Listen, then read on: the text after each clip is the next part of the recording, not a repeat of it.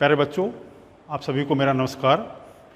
पिछली क्लास में मैंने आपसे जिम्नोस्पर्म के ऊपर एक छोटा सा प्रेम्बल बताया हुआ था कि इन प्लांट्स की क्या खासी बातें हैं और ये क्यों बॉटनिस्ट को या आम आदमी को अट्रैक्ट करते हैं, जिससे कि आपका भी इंटरेस्ट मिले कि आप इन प्लांट्स के ऊपर ज़्यादा से ज़्यादा समझें। उसके बाद साथ ही मैंने आपको जिम्नोस्पर्म के जनरल इंट्रोडक्शन के ऊपर 2 पॉइंट्स आपसे डिस्कस किए थे। एक कि इन प्लांट के सिनोनिम्स क्या हैं या एडजेक्टिव्स क्या हैं। उसके बाद एक दूसरा पॉइंट मैंने आपसे डिस्कस किया था, वो था प्रोनाउंसिएशन के। पिछले चलिए आगे बढ़ते हैं। आज मैं आपको अगले पॉइंट्स के ऊपर लेके आता हूं, दैट इज इटिमोलॉजी।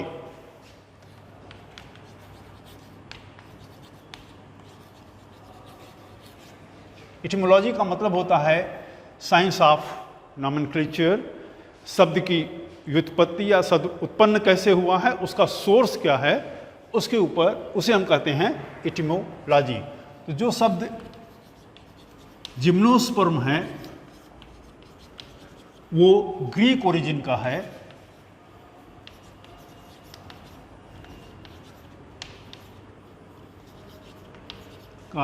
और एक कंबाइंड वर्ड है।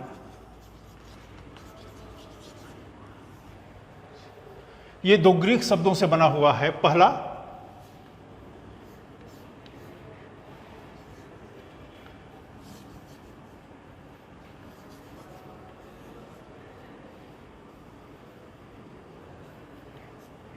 जिसका मतलब है जिम्नोस,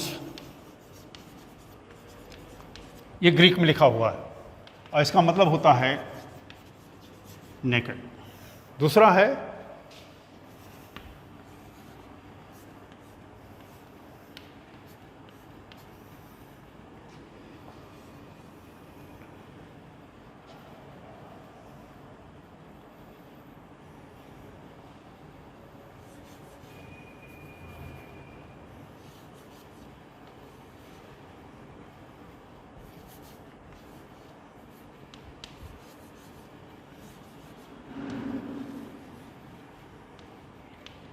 इसका मतलब है स्पर्मा। स्पर्मा का मतलब होता है सीड। दोनों को मिला दिया जाए तो नेकेड सीड बनता है। नेकेड सीड को लेके ज़्यादातर समझने में कंफ्यूजन हो जाता है, भ्रांतियाँ होती हैं। किसी से पूछा जाए कि जिम्नोस्पर्म के रेफरेंस में नेकेड से आप क्या समझते हैं, तो नॉर्मली वो बोलेंगे कि एब्सेंस ऑफ सीड कोट या एब्सेंस ऑफ इंटीगुमेंट या एब्सेंस ऑफ सार्कोटेस्टा या एब्सेंस ऑफ स्क्लेरोटेस्टा, इस तरह की तमाम तरह की बातें कही जाती हैं। लेकिन ये सरासर गलत है। इसको समझने के लिए आप अगर यहाँ पर जिम्नोस्पर्म के सीड को एंजियोस्पर्म के सीड के साथ कंपेयर करेंगे तो आपको ठीक तरीके से समझ में आएगा। चलिए पहले मैं आपको नेकेड के रेफरेंस में बात समझाने की कोशिश करता हूं। What is seed? सीड की एक सिंपलेस्ट डिफिनेशन जो कही गई है वो है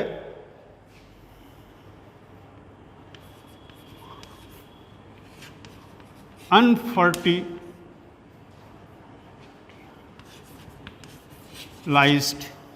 ovule.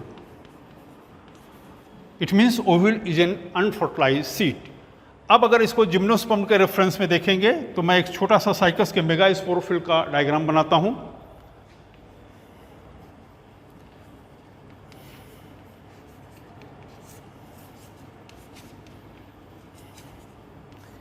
ये एक मेगास्पोरोफिल है और यहाँ पर ये एक स्ट्रक्चर है। इस तरह के बहुत सारे स्ट्रक्चर लगे होते हैं।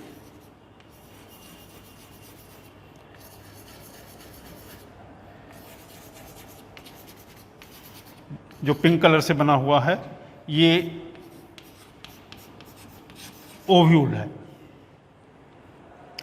अब नेकेड क्यों है, इसको समझने के लिए आप अगर एंजियोस्पर्म के ओव्यूल से इसकी तुलना करेंगे तो आपको ठीक तरीके से समझ में आएगा।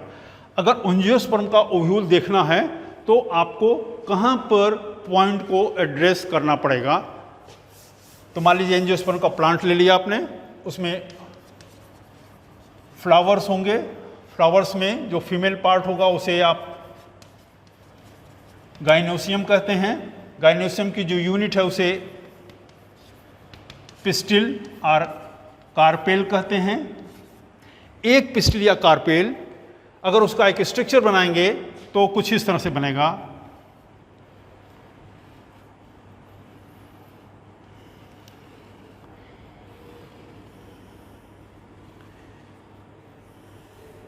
ये 3 पार्ट में बटा होता है। टॉप पे या ऊपर की तरफ इसे हम बोलते हैं स्टिग्मा, ये स्टाइल, और बेस में ओवरी। अब अगर आपको ओव्यूल देखना है तो आप ओवरी का ट्रांजैक्शन बनाएंगे, ट्रांसफर सेक्शन जिसे कहते हैं। मैं यहां पे बनाता हूं।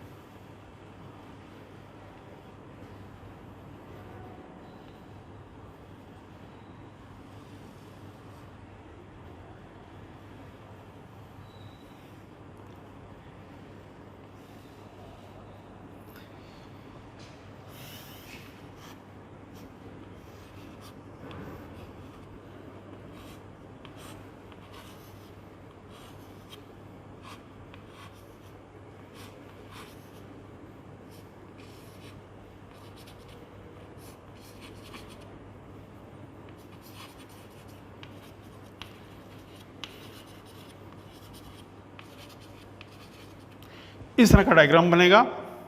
बाहर की तरफ ओवरी वॉल, ये locule. Locule is a chamber in which ovules are form. ये ओव्यूल्स हैं और ये प्लेसेंटा।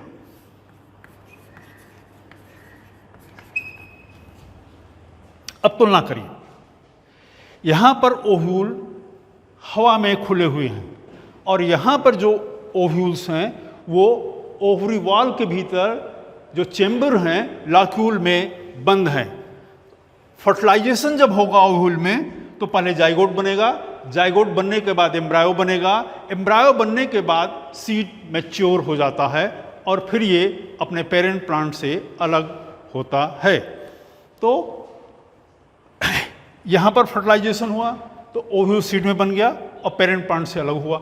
यहां पर आप देखेंगे कि ये ओवरी वॉल के भीतर बंद है।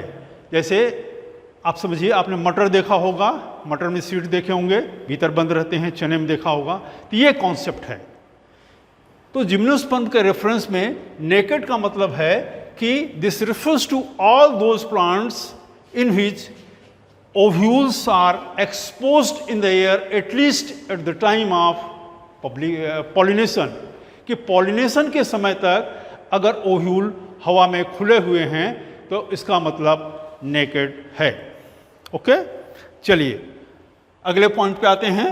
आपने नेकेड समझ लिया।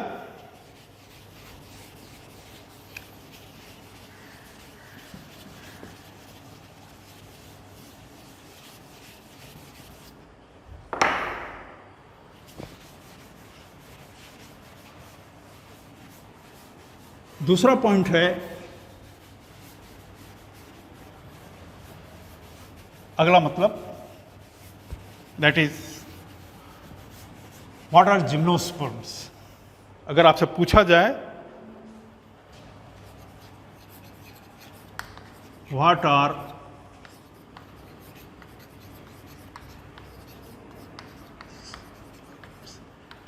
आप इनको डिफाइन करिए कि कम से कम शब्दों में। डेफिनेशन की जो परिभाषा है या डेफिनेशन जिसे कही जाती है उसका मतलब यह है कि यदि किसी भी टर्म या किसी भी कॉन्सेप्ट को पूरी तरह से कम से कम शब्दों में स्पष्ट किया जाए तो वो डेफिनेशन है, और इसका अपोजिट होता है एक्सप्लेनेशन, जिसमें कि ज़्यादा से ज़्यादा शब्दों के साथ हम इस टर्म या कॉन्सेप्ट को समझाने की कोशिश करें। तो डेफिनेशन के रूप में अगर जिम्नोस्पर्म को आपसे कहा जाए तो इसका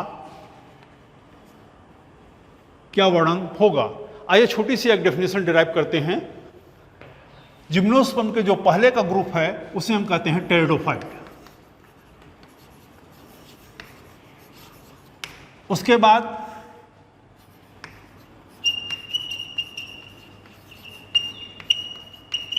जिम्नोस्पर्म्स आते हैं, और उसके बाद एंजियोस्पर्म्स आते हैं।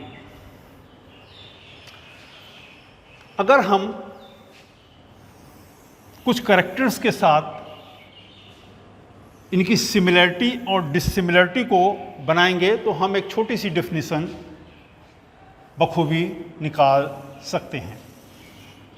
ये सारे के सारे प्लांट्स, टेरिडोफाइट, जिम्नोस्पर्म और angiosperm, they are all sporophyte.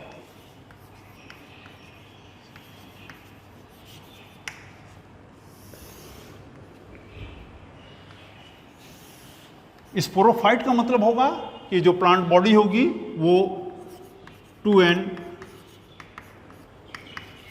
Diploid होगी, will be differentiated into root, stem,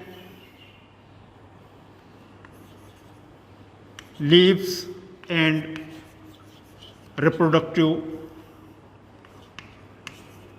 structure। साथ ही इनके भीतर वेस्कुलर टिश्यूज होंगे। वेस्कुलर टिश्यूज में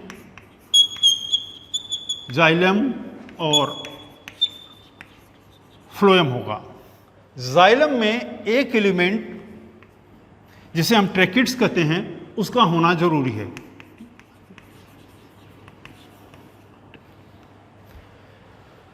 अब अगले पॉइंट को आप देखेंगे तो ये जो ग्रुप है ये एनाटॉमी में प्राइमरी होता है।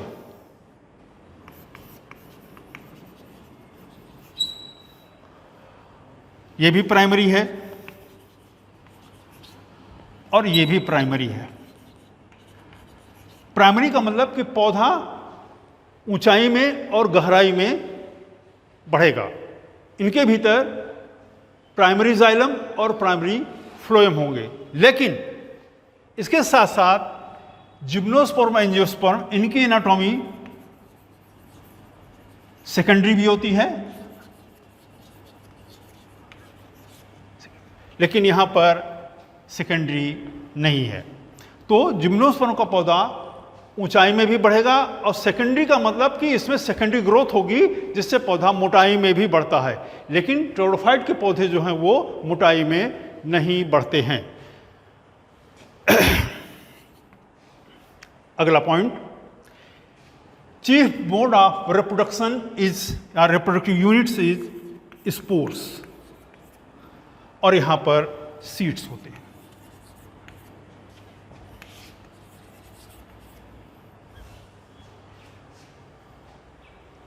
ओके, अगली बात अगली उसमें लेके